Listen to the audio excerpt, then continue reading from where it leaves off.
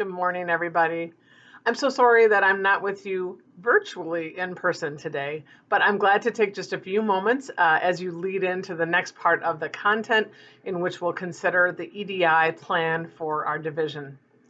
This work of creating an environment of equity, diversity, and inclusion, actively working against racism, and making sure that all feel welcome on our campus is so clearly rooted in our commitments as an institution.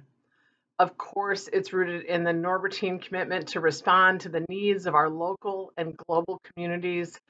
It's rooted in the liberal arts commitment to appreciate diversity of culture, tradition, and experience. And I hope you know that it's very clearly rooted in our Catholic tradition. And I created a slide in today's materials to help give you some anchor points for that. The commitment to anti-racism, equity, diversity, and inclusion is clearly expressed in the worldwide Catholic Church. But the first thing I've linked to in the slides is from our own Organization of Catholic Bishops in the United States of America. The commitment to anti-racism is also clearly held by the organizing group for Catholic higher education in the United States. And so I've offered you a link to the page there that describes some of those commitments and resources. And finally, a beautiful resource out of Jesuit higher education. Jesuits are one order of Catholic priests, like the Norbertines are an order of Catholic priests, brothers and sisters.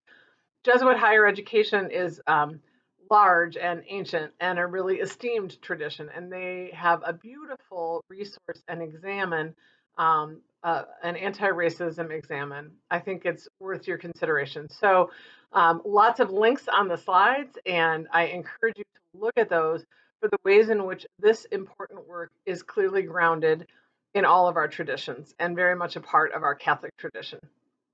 The second slide that I provided in the materials reminds us of where this work of a 3 to 5 year EDI plan for student affairs, where that fits in a bigger picture for us as St. Norbert. And so I link there first to the statement that our division leadership put out in June of 2020, and then to the anti-racism action plan of the college, which rolled out at some point this fall. And you can see in that plan, every vice president of the college is named somewhere in that plan as responsible for various parts of the work. And representing student affairs, I'm named in that plan several times as recognition that student affairs is contributing in important ways to the work we seek to do this year and beyond. And then I think the last thing that I linked to is our own student affairs goal capture.